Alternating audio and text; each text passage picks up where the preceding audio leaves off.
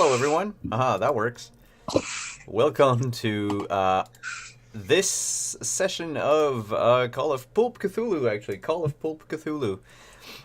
Go West, a Pulp Cthulhu campaign. I am Simon at Wandering DM. I'll be playing Richard Whitaker today, the Bear of Acadia. That being said, before we start, I have a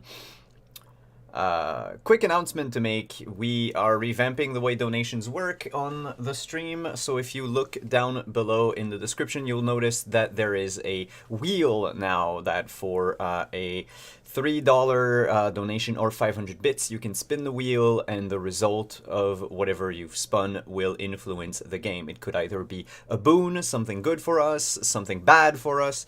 It can be same monster as the other day shows up, or anything else that's on the wheel. You can see a quick notation of description of each prize, if you will, in the thing down below. Oof, brain. This is going to start very poorly for me, I think. So, let's just go around the table, introduce ourselves, and then I'll hand the mic over to Deirdre to take us away. Thank you, Three-Eyed Rat, for the donation. Then I will thus spin the wheel for you. And let's go right away. Let's just load it, because it needs to load. And let's spin it and see what happens.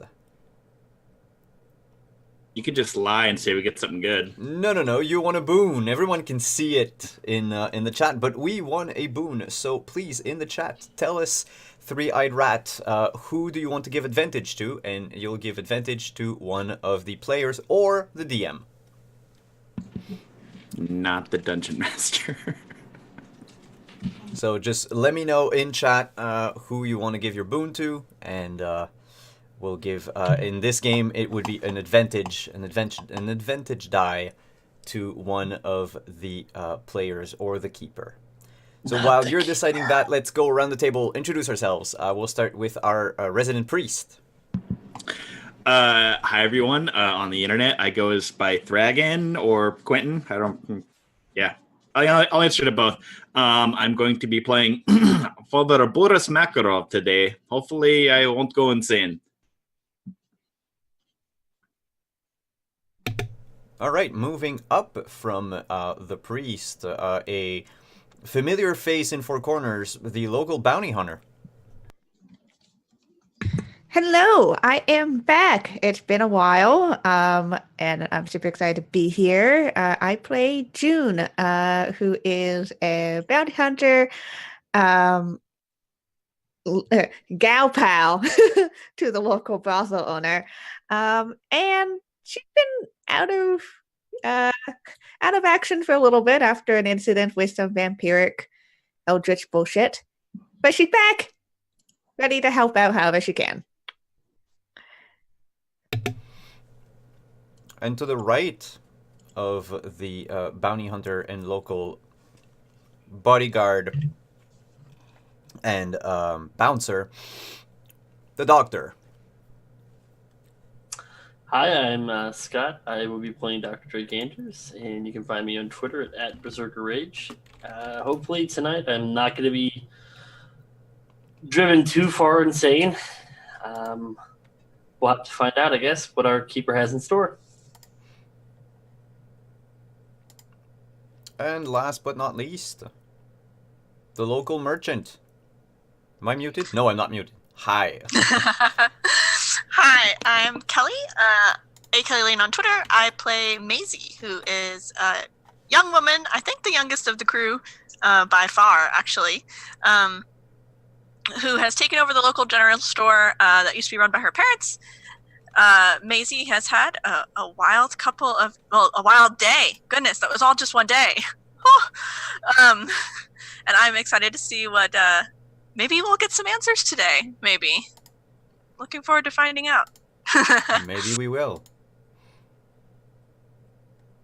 I made a mistake. I made a mistake and I gave everyone an advantage. Yay! Well, actually, I gave everyone that didn't have an advantage. So, thank you, Three-Eyed Rat. I should have noted down who had an advantage and when, but now your boon went to like 2 or 3 different people. So, thank you very much. And our keeper, Deirdre, the mic is yours. Take us away. Well, good evening, y'all. Welcome back to Four Corners. We had ourselves a right pleasant visit with with Bradfords yesterday and last night. Dinner was a very pleasant affair. Everybody had a fine time. Some people didn't sleep real well, but some folks slept right fine. We returned back to town where some conversations were had. Mr. Whitaker met the fine gentleman sitting on the jailhouse porch, Mr. Dr. Benjamin Adams. And apparently the gentleman is aware of leeches that you couldn't see before they started sucking the blood out you. And Mr. Whitaker decided that it would be appropriate to introduce Dr. Benjamin Adams to the other doctor in town, Dr. Drake Anders. Reminder that the unfortunate Deputy George Brooke is still unconscious above the jail, as he had experienced a burning bottle of liquor in his non-weapon hand, and then apparently had a fit of apoplexy of some sort, going through the same symptoms of withdrawal that the Bradford boys were going through earlier. But we're actually going to wind the clock back just about 15-20 minutes before the assembly descended upon Dr. Anders. And we're going to go up the street and a little bit to an upstairs bedroom at Lady Goodnight's house of rest. And where one Miss June Chan has been recovering from her unfortunate, interactions with a certain thing in a mine. June, the audience needs to know, last night the night before last when you got back to town, did you or Pearl win that bet about whether or not you were going to get carried up those stairs? Pearl probably did. June is generally very stubborn about being independent and be able to take care of herself, damn it. And then the stairs happened, and that wasn't going to happen without Pearl's special help. Say some lovely mind powers came into play there. Yes. Yeah. June has that special gift of not really needing to carry anything with her hands, doesn't she? Yeah, well, Pearl takes care of that. Pearl does. Yeah, Pearl does that. So Yeah, you she have doesn't like... Oh, sorry. No, yeah, she's telekinetic. Pearl is a telekinetic. Yeah, so you kind of have like an invisible wheelchair. Yeah. To get you around. Well, you are very lucky, Miss Chan. While you were unconscious at the bank's residence, the doctor was able to treat you. So in addition to the 2 hit points you recovered for being 2 days later, you do get to roll your 2d10 for an extreme success on the medicine check. Oh, thank God. And all of your strength score does come back to what it was. That recovers the same at the same rate as magic points at about like 1 every 15 minutes outside of combat. Nice. So but you looking out this window on this second floor, you see a wagon pull into town and some folk alight out of it and begin to make their way around. Why don't you roll me that spot hidden as you're looking down this street?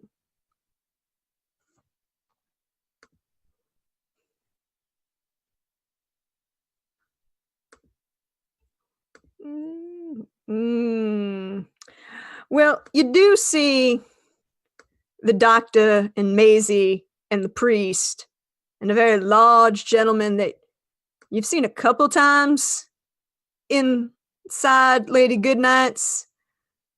Quiet, mostly kept to himself. A couple bar fights, but never really started nothing. Occasionally finished it.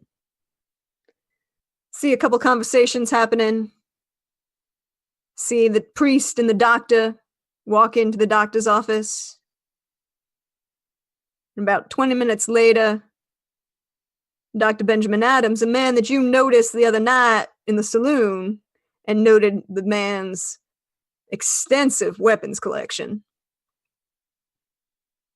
also begin to make his way into the doctor's office. And then you see Maisie and this rather tall gentleman also make their way into the doctor's office. What are you going to do, June? At this point, June has probably got a little restless. Pearl had been making her stay in bed. But she's feeling fine. She's feeling better. And so she's gonna slowly start to get out of bed and grab all her stuff, including her gun. Starts to make her way out.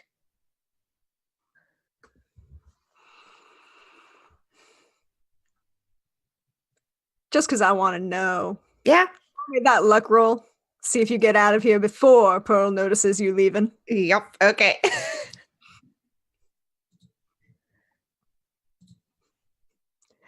Apparently she's distracted by, probably at this time of day, the bookkeeping in the back room and doesn't really hear you light your footsteps down the stairs and not really sneak out of the house, but definitely make your way quietly out of that place. Yeah, she probably left a note, just being like, gone out to catch up on business. Be back later. Very efficient notes. Very efficient. Yep. And it's going to make my way over to the doctor's office. As you walk into the doctor's office, you see, well, everybody's standing in the front room of the doctor's office. The door's closed. And Dr. Adams is looking rather intently at something on Miss Maisie.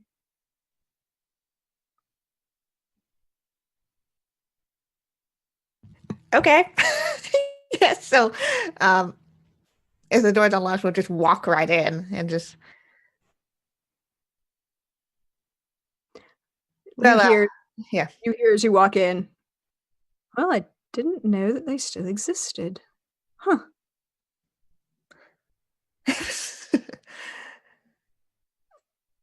What still existed?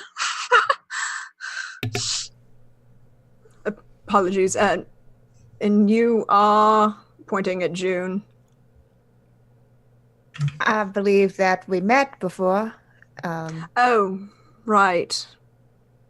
At the saloon before the table fell apart. Right. And kind of nods her head towards the other. So I've been a little out of sorts. Feeling a little better though. What's going on over here?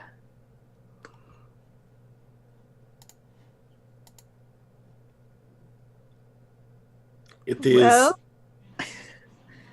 It is hard to say what is still going on around here, Miss June. There's a lot to catch up on. There are monsters about.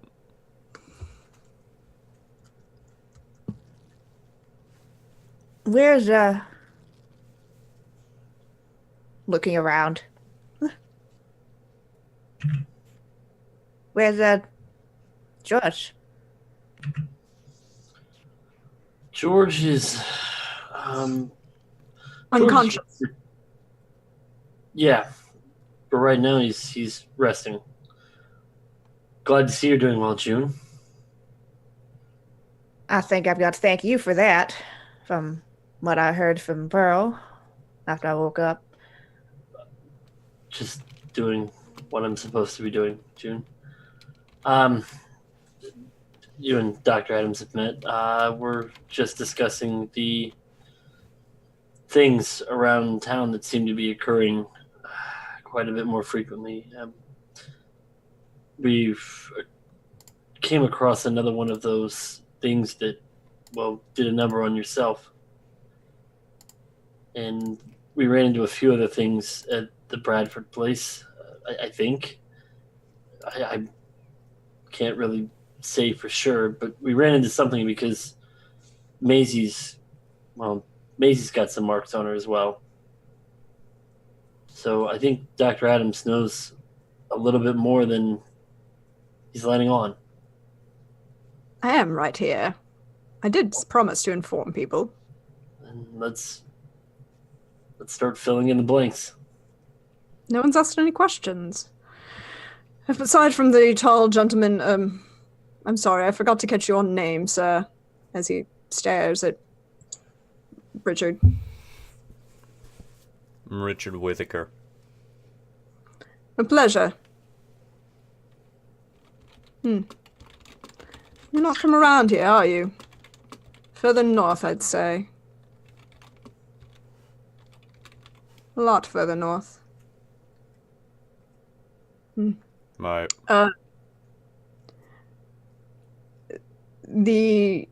Were you also involved with a very large leech, Miss Chan, that you couldn't see? Well, I was involved in one of the incidents at the house, at least on the periphery of it, and then at the mine. But I've been MIA for a little bit. There are a lot of stories in this area. I collect stories. I'm also a linguist by trade. Languages are a wonderful thing.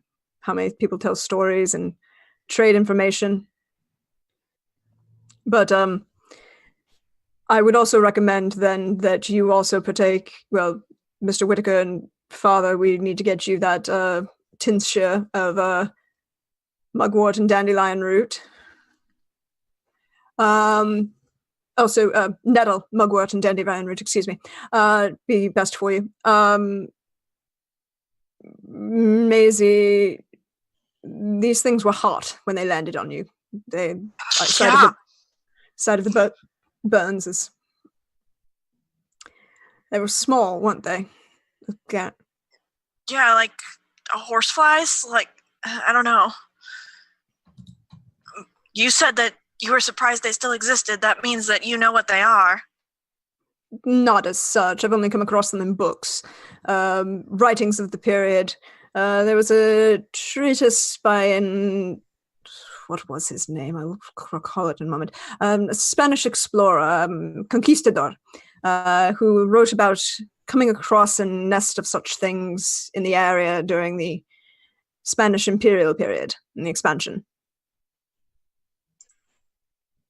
That doesn't really explain, like, what they are. Well, apparently he just called them, what is it in English? Fire bloodsuckers, almost. That was well, if you're translating the 19th, if you're translating the Castilian, it's about that. I knew it. I mean, that's a pretty accurate description of what it felt like, I guess. I'm sure there's some better phrasing that you could put in English. Castilian to English is... But ideally you should recover in time. We can make you a poultice to treat the wounds themselves.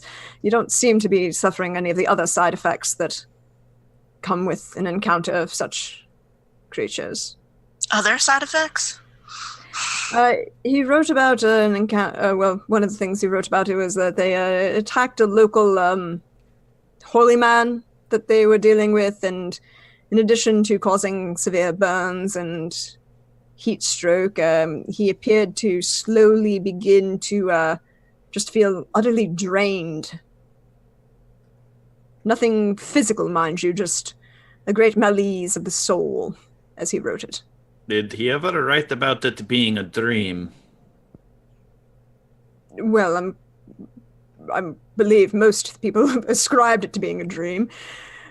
Trying to describe a giant nest of flying horsefly fire bloodsuckers that could drain a man's power. Most people would describe it to being a dream. I honestly didn't believe that they still existed. I have a question, Doctor. Possibly have an answer. Alright, but first let's spin the wheel. And then Richard is going to go into his question. Spin that wheel. Spin that wheel, spin that... Woo! It's spinning! Can you hear it? Like the people No. on the... Okay. And Oh, I it's don't know. another Maybe. boon. So, the Gambit in chat, can you tell us which player you want to give an advantage to? And, oh, there was an ad. Okay. That sucks. But you got a boon. So let us know in chat which player you want to give an advantage to, or the keeper, and I will add that to the tally. Richard says, Doctor, if they're tiny, Which one are you talking to? Me or Dr. Anders? you. Oh, okay. Call me Ben. It's fine. Ben. They're tiny vampires. Right. Well, that's what the gentleman called them, and bloodsuckers. I guess you could call them vampires in English. It would make sense. Although vampire is another Hungarian term, and it wouldn't really imply bloodsucker. Yes, going on. Sorry. Does that mean we have to kill them with tiny wooden sticks? No, these are mostly fire. How else would you put out a fire, Richard? I'd pee on it. It's effective, actually. It's also very useful for other things, including bug bites, snake bites, poisons of all sorts. I know. Hmm. Or water. Also useful. Anyone?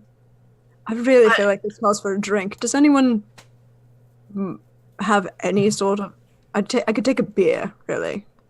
Yeah. Speaking of drinks, if you know about these creatures, do you know about those bottles? What bottles? There was a shipment of alcohol that was delivered to the bar that had strange symbols on it. Georgia. You still have a George. bottle at the shop, right? Yeah, I have it upstairs. I tucked it away after George drank some of it because, well, he's George, and weird things started happening. He passed out, came back talking nonsense. Doctor, he might be more familiar with the verbiage that was on the bottle.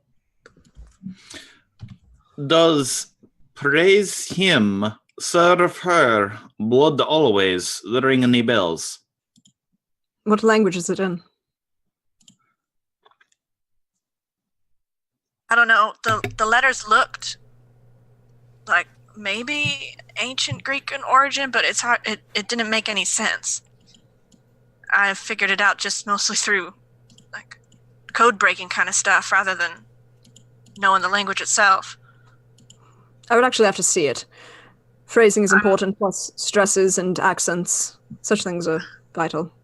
I mean, I can run back to the shop really quick and grab the bottle. Your decision. Yes, Maisie, let us go grab the bottle. I'll accompany you. Okay. Nobody go anywhere. I don't want to have to wander around all over town with that weird thing in my hands. Well, while you're doing that, I'll talk to Dr. Anders and we put together something to treat those burns of yours. Be appreciated. They still sting a little, mostly itchy though. Also, we might see about getting something together for you, Father, and Mr. Whitaker. It'll be much appreciated. So the two of you walk out into the street, turn north up the street. 2 minutes, you're inside the store. And Maisie would just look at Father and just be like, wait down here. I'll just be right back. I gotta just run upstairs and grab it. And she'll pop upstairs, and I imagine that somewhere up in her living space, there's like a loose floorboard or something that she tucked it under, far, far away from her bed, probably in like the corner. Gave her the heebie-jeebies. And she grabs the bottle, which has got, a swig missing, basically. And runs back downstairs. And she's like, it's right here. Hopefully somebody will finally be able to tell us what to do with it, and maybe then we can go hunt down the other bottles. Let us hope they are all still at the bar. Yeah. Couldn't find them last time. Let's hurry back before they manage to wander off or get attacked by something else. Yes, let us hurry back. This may be pivotal. While that's going on, Dr. Anders, are you going to do anything to try and treat Mr. Whitaker? Perhaps we should take a look at that wound of yours.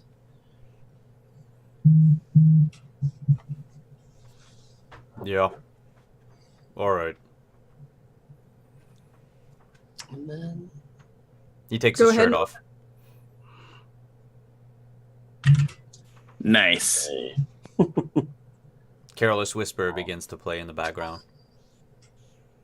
As long as it's not on a harmonica. No, it's on the thing that you play with your mouth, like the metal. the tuning fork? Yeah, the tuning fork.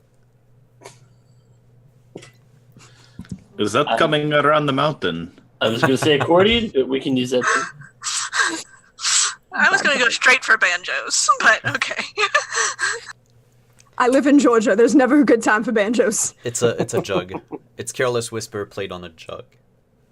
Just- Do you want to go first aid or medicine? Medicine. Barely. You still make it. With, actually, mostly by yourself. You notice that, Dr. Adams is there and he's kind of pointing things out and gesturing. But you do succeed. And you looking at this, you look at this wound and you look at this and you go, it's almost like it's scabbed over. It's no bleeding. There's no damage. It's almost like this wound is 2 weeks old. Almost healed itself. So it's not like it cauterized it. It's just I fast healed it. Something happened. Roll a d10. Who, me? Uh-oh. Mhm. Uh-oh. 4. You get 4 hit points back. Ooh.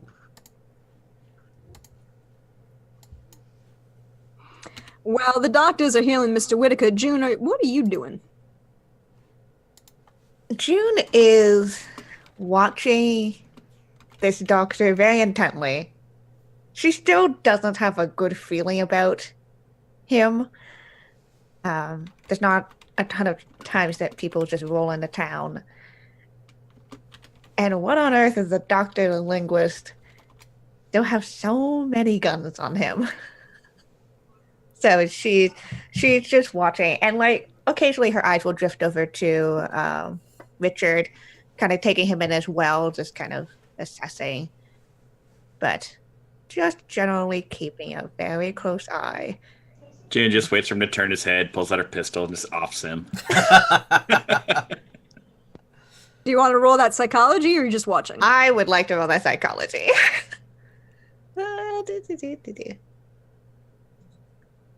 Success. We'll finally get to know something. He seems intrigued.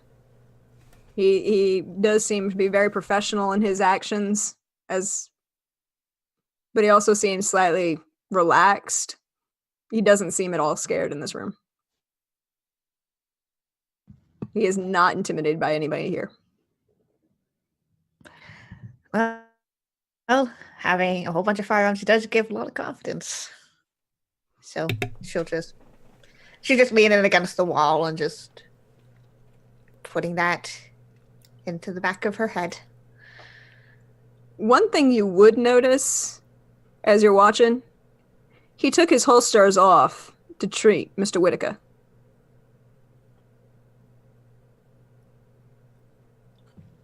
All right. Interesting. I He think needed the extra. No, go ahead. No, he just needed the extra movement, and a double shoulder holster is not as conducive to medical treatment as one would like. I think while I'm getting treated, at some point, Richard is sort of like looking in June's direction as the doctors are prodding him, and he just goes, I didn't get your name. Right. You can call me June. My dev sister called July. Right. I'm Richard. Yeah, you're new around here, but I've seen you around at the Lady Goodnight's.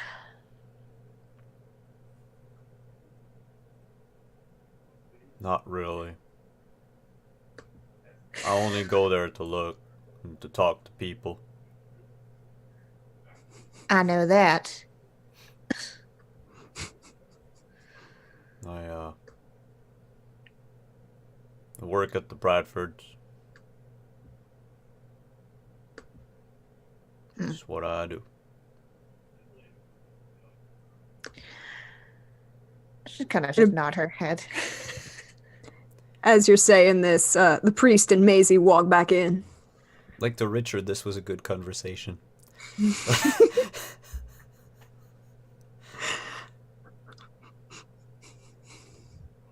Most special of specials.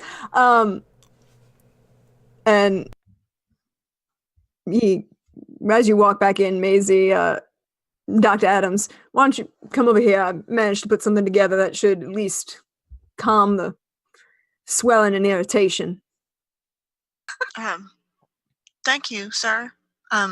Also, here's the bottle we were talking about. June, I don't know if you've seen this either yet. There were some cases of odd liquor that came in, and with labels like I'd never seen before, and I usually help out with ordering the liquor for the bar, so. And she'll show him the bottle. He just put it there. Father, Mr. Whitaker, why don't you turn your head for a minute? I'm going to have to ask the nice kind lady if she could remove her shirt so that I can apply this with impropriety. I will most definitely turn.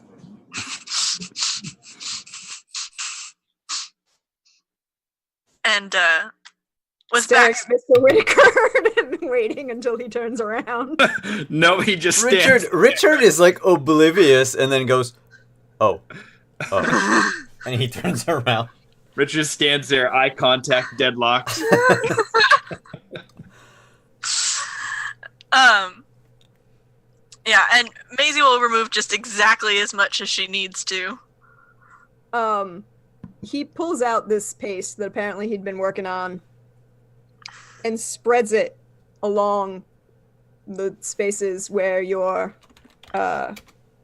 were landed on by these fiery insects of some sort. It smells horrendous. You probably don't want to ask what's inside it, but you immediately start to feel better.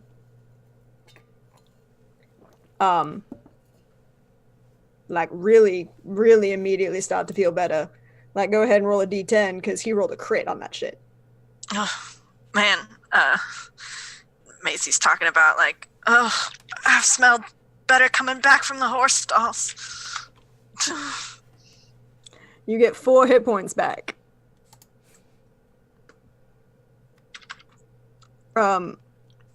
Yes, I wouldn't ask. It's a small uncture that I learned from a book in about Assyrian field medicine. Okay, sure. The Algonquin up north, they do something similar. Ah! Can I turn You speak around of- now? Give me about 3 more minutes. Before he starts to just kind of wrap a loose piece of cotton on top of it and just, there you are, madam. My apologies. Well, that helps to smell a little bit, I guess. But I'm gonna definitely need a shower after this. Probably. Doctor, Yes. is there anything else I can do for you to support you?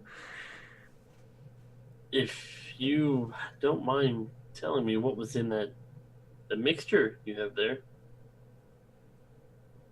Well, I'll write it down for you. That'll work. Where did No. you learn your medical skills?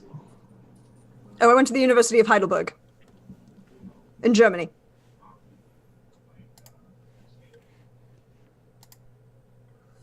Do they teach you to make poultices often? Sometimes. I also am a big fan of books. Wonderful things. The printing press was the greatest invention. It Working with you there. definitely has helped the spread of information around the world. Mm-hmm. So he'll write out the recipe for you. Now, apparently you want me to translate something, look at something, bottle of liquor. Macy, show him the bottle.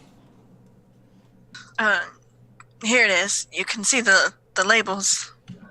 Odd at best.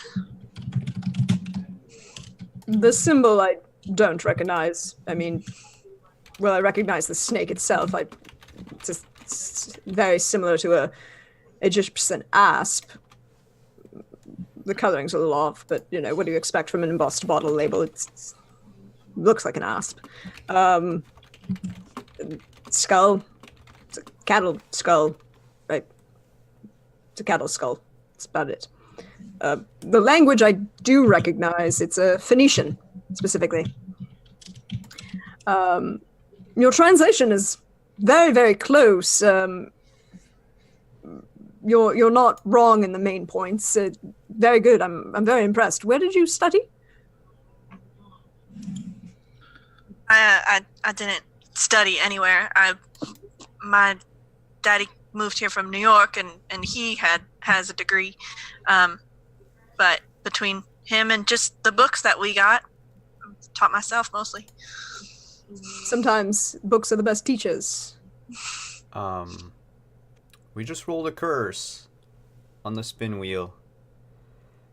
As the doctor is looking over the bottle, Zodwick in chat let us know you can either remove the advantage to everyone or make us all lose a d4 points of sanity.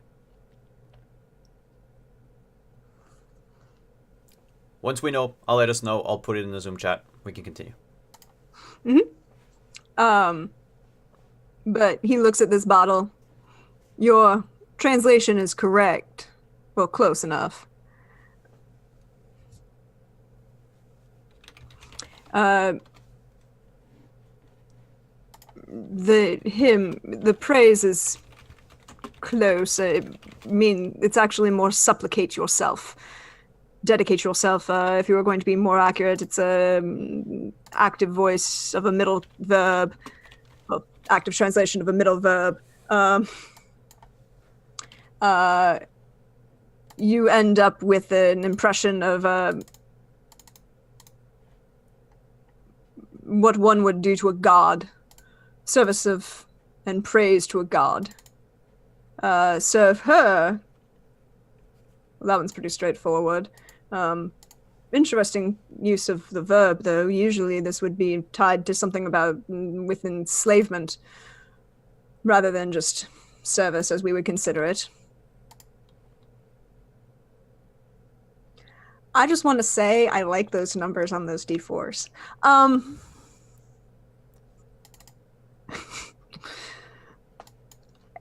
The odds of that happening are astronomical, and I'm impressed.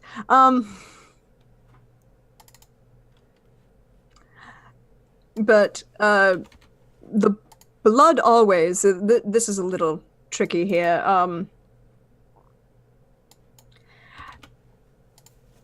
Well, you see how this works. It's much more of an employment of sacrifice or dedication to, and the belief in consistency. Always not as in a temporal sense, but in a metaphysical sense, if you would allow me. Rather than always think of ever. Forever, even, possibly.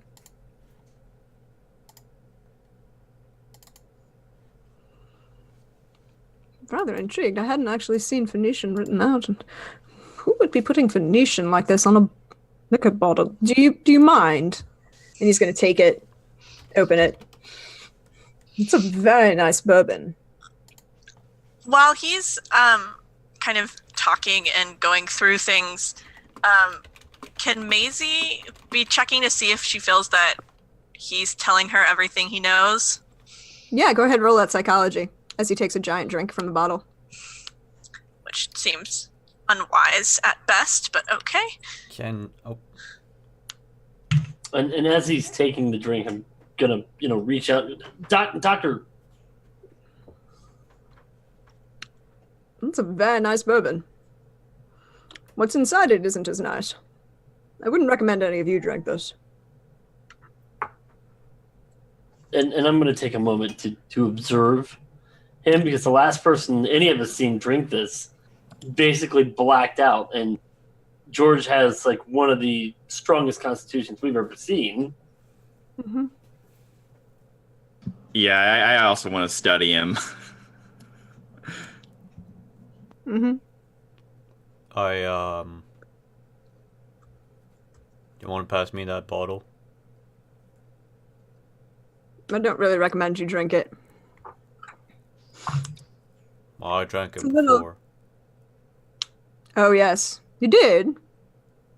Yep. Yeah. You Wait should a be second. fine. Hmm. You said you've seen this before? No, I drank this before. We drink that all the time at the Bradford Ranch. This is Mr. Bradford's special, well, we call it the special elixir, but it really is just whiskey. Just we sneak in and out to get it, because he doesn't want us to drink from it. But it's clearly, it can't just be liquor with what it's doing to people. No, I mean, look at me. I'm as normal as I can be. She turns and looks at Dr. Anders and like rolls her eyes a little. You mentioned something else in the drink. Yes. I really don't recommend any of you drink it, but he's been doing it for a while, so he should be relatively acceptable. So, could you just enlighten us a little? Oh, yes, I'm sorry. I'm not sure what it's called hold on a moment. I used to see him kind of shake his head. A little stronger than I recall, but still the same. I'm not sure what its actual name is. Some of the local tribes in the area, the Navajo and the Hopi, have individual words for it. It's a sort of curse that comes up, and they talk about these other beings that the people from the wastes, from the deserts, that come, and if you drink with them, then you'll always serve them for eternity. Has some sort of a almost control effect. Like a brainwashing or something like that? Yes, if you would want to say so, yes. But it doesn't really work as far as I've seen. I mean, I couldn't tell Richard to do anything right now. If I was to hazard a guess, I think it's more attached to whoever is making it. No, that would imply some connections. That would make more sense with the Phoenician. So if whoever knew this language or whatever could, I don't know, use a special word or something to make that happen. I don't know if it would be an individual word itself. It could be. It's A phrase. strong possibility. Anything's scary at this point. By the way, can you have that's really good. I really would like to try some more of that. Pass the bottle back. No, it's mine. No, I give it to him. Do you have a glass, Doctor? This is well worth my time at this point. I mean, it's not as good as a beer, but I'll take it. Now that I think of it, Miss Bradford keeps calling me a good boy. Would that be some sort of phrase, like you said? Because she normally says it when I do something. June definitely has a reaction to that. Like, as a thing. When you do what, Richard? I don't know, anything she asked me to do. Like that other night, she asked me to stand guard. I stood guard, and she says I was a good man, or a good boy, I don't know. The entire evening was kind of a blur. Does she say that to the other employees there? Now that Richard thinks about it, does she?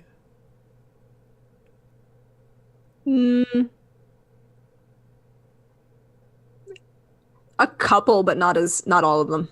I think I'm just her favorite.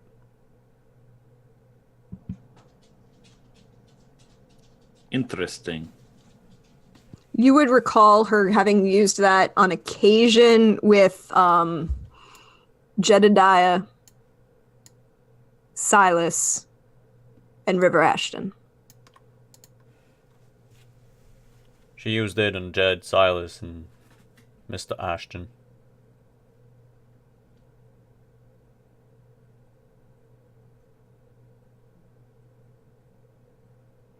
And I mean, I haven't seen Silas in a while.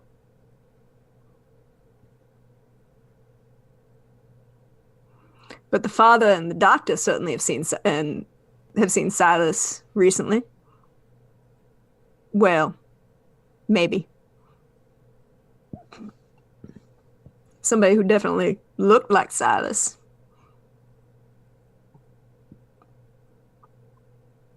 I'll just keep that to myself. I'm not entirely trusting of Richard, but we'll see. Yeah. It's not like I was hired to shoot you in the back.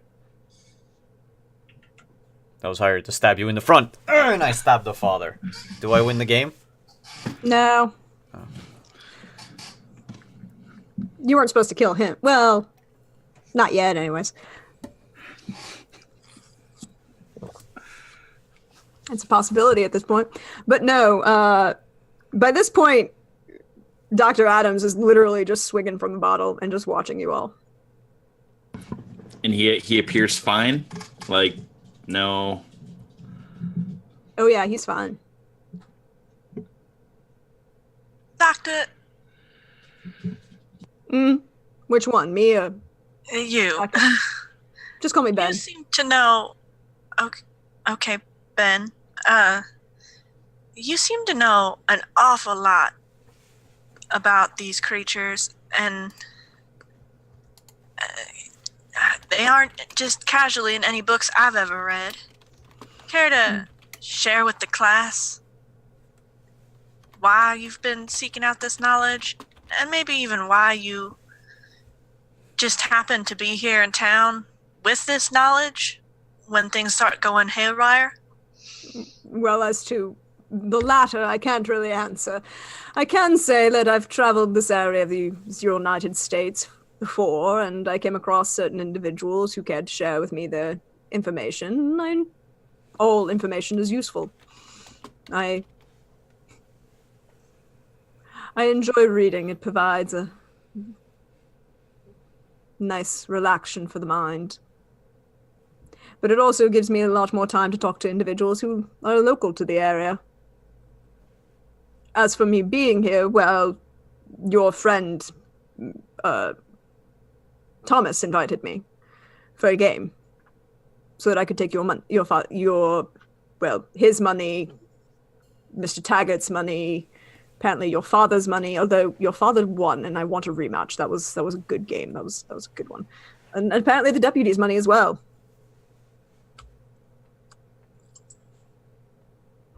Some things really are just coincidence.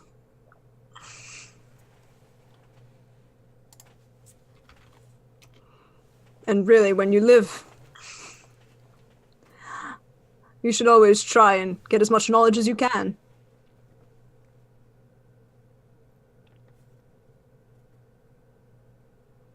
Well, Ben, out here, we've lived simple, straightforward lives out here for a very long time until recently. And I just don't know if I can believe in all this talk of coincidence.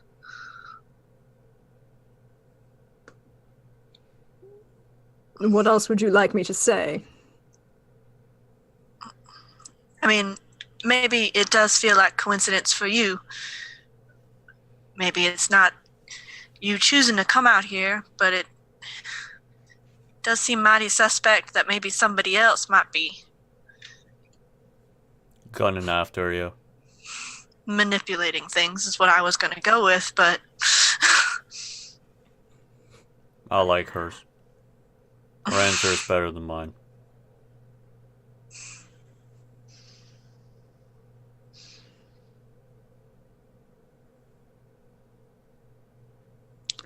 Well, Miss Coldwater, I apologize.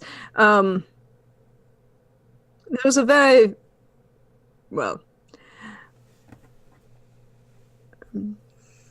it's usually misquoted, but there's a very fond phrase that I remember from a couple books. Gods guide us all to the paths that we're supposed to be on. And coincidence is merely the pattern repeating. And if you're prepared enough, you see that humanity doesn't change. And if you read enough, you're prepared for anything. But as to me, no, Miss Coldwater, I can honestly say, as he begins to put his shoulder holsters back on, and reaches for the stick that's been leaning. Now that he reaches for it, it was never out of hand's reach for him. He left his shoulder holsters behind, but the stick he always kept in hand's reach.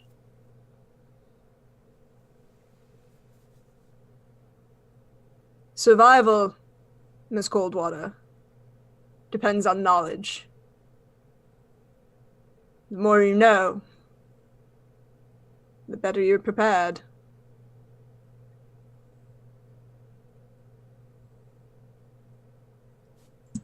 Have a pleasant day. Tips his hat, or picks up his hat, puts it back on. Dr. Anders, I'm going to go check on the deputy again. He was experiencing some minor level of seizures, but I calmed him down. Eucalyptus and mint. Eucalyptus and mint for the withdrawal symptoms. In rubbing alcohol, it'll calm the seizures. Don't you know this? Never really dealt with these types of things induced the way they were induced, Doctor. Well, you're a very fine surgeon, sir. I can tell that right away. Thank you. Something you wanted to ask me, Miss Coldwater? No, never mind. Have a pleasant day, Ben. Well, I'm going to go check on the patient. If no one else, if you need me, that's where I'll be. He tips his hat. And he goes to walk out the door. Turns and looks back. But I really do recommend that if you haven't drunk from this bottle before, don't touch it. It's too late for me. Actually, probably really is. Just be careful who you talk to, I guess. Don't talk to any monsters in the desert. And he'll walk on out. Yeah, June Too late for that too. June watches it. just watches him very intently. He probably notices she's not being subtle about it. Mm-hmm. I don't like this, man.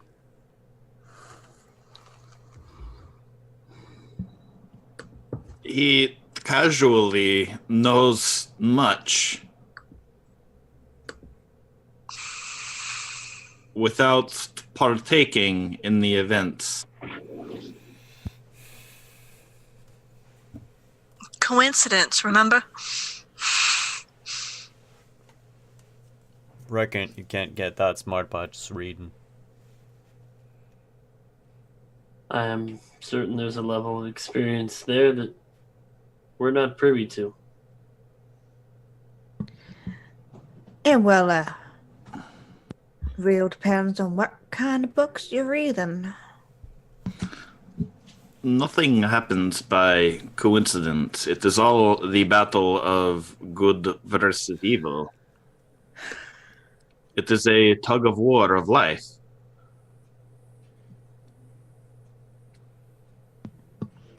Either way, I think we're gonna keep a closer eye on him.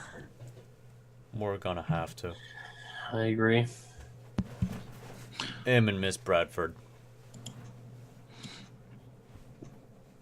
Where is he staying? I thought he was staying at the local saloon.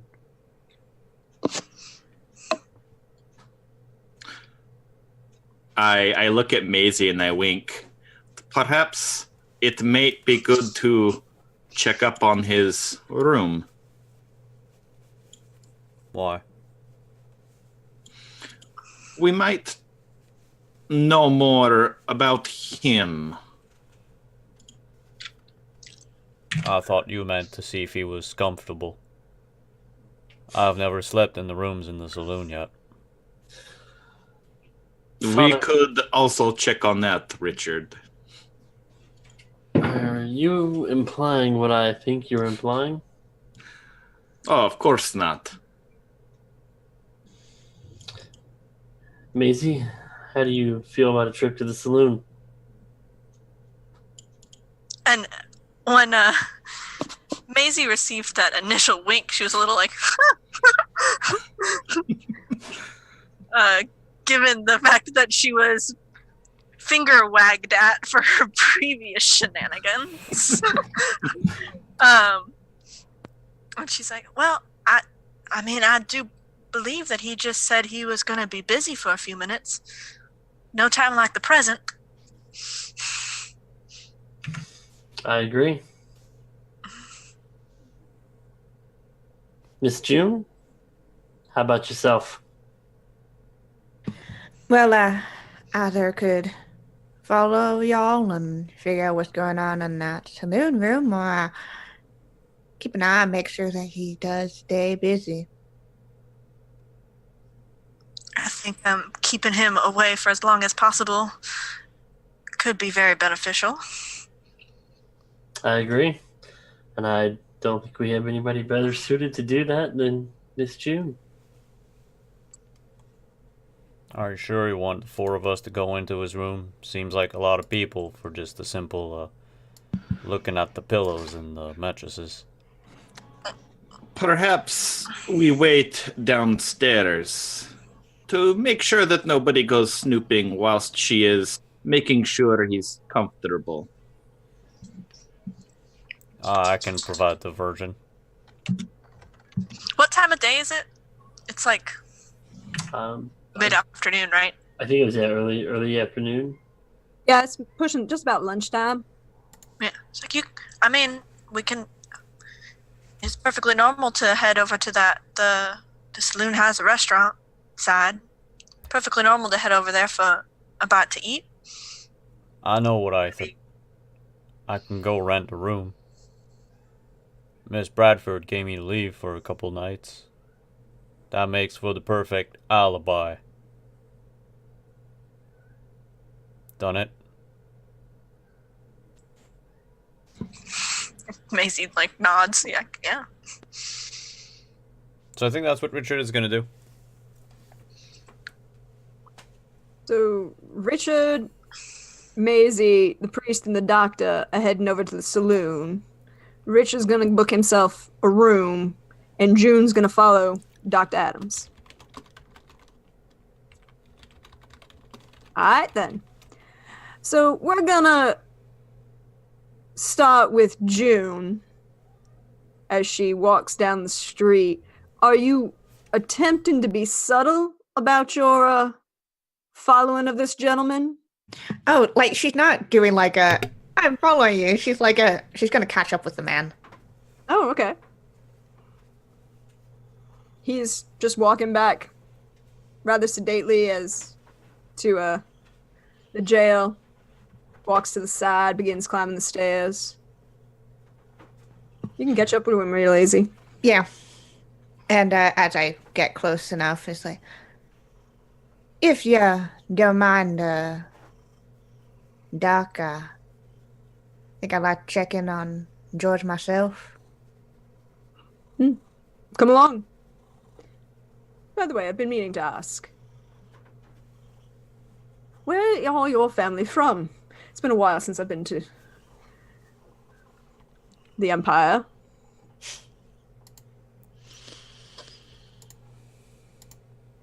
Well, from my understanding, they came from somewhere in the east.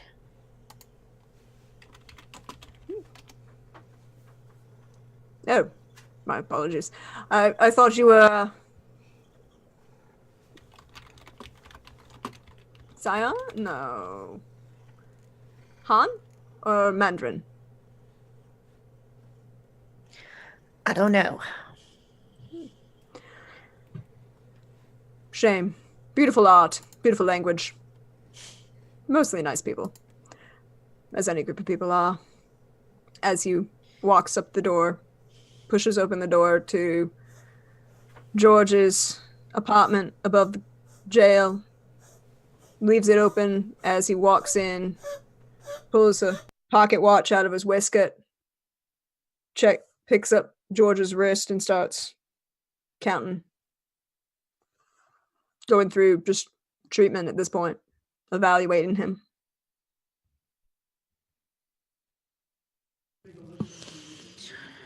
So, what's the diagnosis here? The gentleman seems to be sweating out something. They said that he drank this bottle? That could be it. I wasn't around, but that's what I heard. The body will do most anything to get out of poisons. Also, the large amount of burns on his left side of his body is testament to the other reason why he's unconscious. And looking at him, you can see that George has had his shirt removed. There are large bandages wrapped around most of his left arm and up to the left side of his torso and rib cage.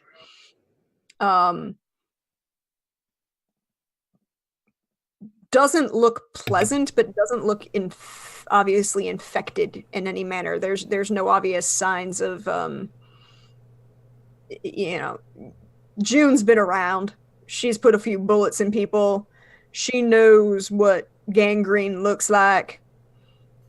Doesn't seem to be any of that. But he is unconscious. You will notice that there is also a small,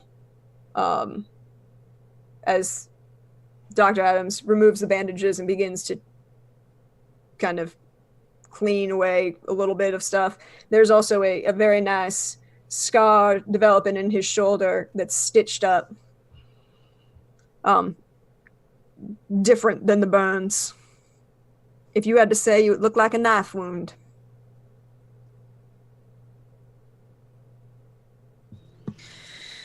Fun. Yeah. June's feeling guilty? But she doesn't show that on her face.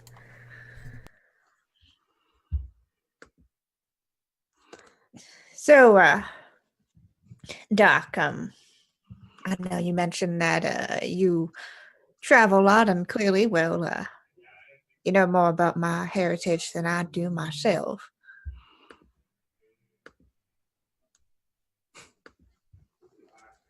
I really wonder what someone like you, doctor, linguist, studied in Europe, walking around in, well, pretty much middle of nowhere, unsettled lands with a lot of weaponry. Even here, I don't see most people carrying that much heat on them.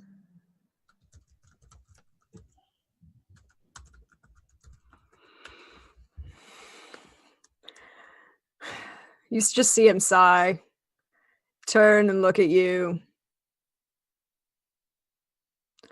Miss Chan, I'm going to be very blunt.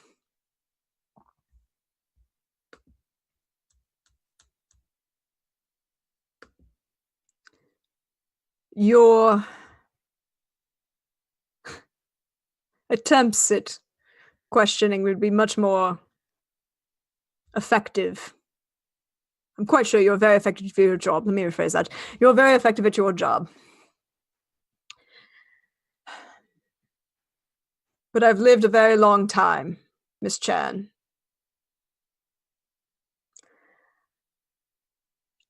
He does not look. He looks about the same age as George.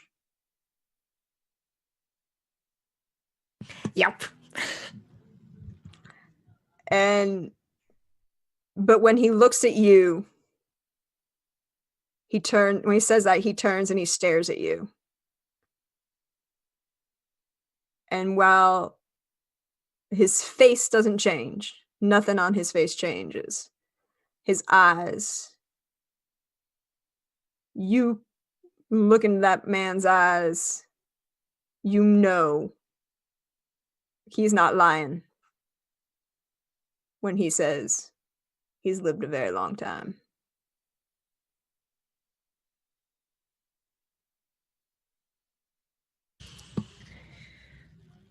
And And Miss Chan, I can tell you, being prepared, as I said earlier, knowledge is half the battle. Dedication G.I. Joe. is the other half.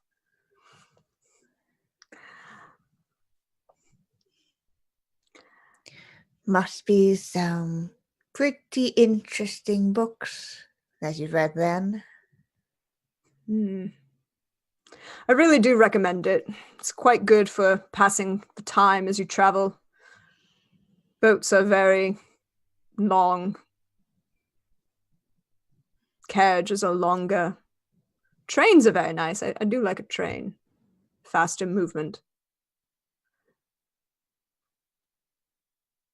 But Miss Chan, a book. That's where you really want to be. Books and beer, the two greatest inventions of mankind. Now, if you'll give me a hand, I need to finish wrapping this young gentleman up. Apparently, the idiot downstairs decided to put a knife in him. And he kind of gets you to help hold George up as he winds more wrappings, fresh bandages around him. You can tell that the bandages have been soaked in something. It's doing a lot to help treat whatever this is going on. And as she helps, she looks back over at him. I feel like I'd appreciate a book if employer ever thought that reading was valuable. June. May I call you June? I'm going to call you June. Doesn't matter. You're way too smart a woman to let an employer tell you what to do. The only way out is up. Oh, trust me, I knew. Except, well, didn't think my education was needed. And, well, he's not going to be saying much anymore. Now with a bullet through his head. It is nominally effective.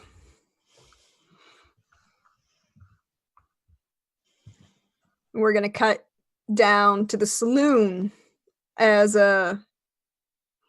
we have some things going on. So what's going on at the saloon, ladies and gentlemen? I'll just take a seat at the bar and start talking with Mr. Taggart. You notice something very interesting, Father. Mr. Taggart Is it like a laser pointer on my forehead, or?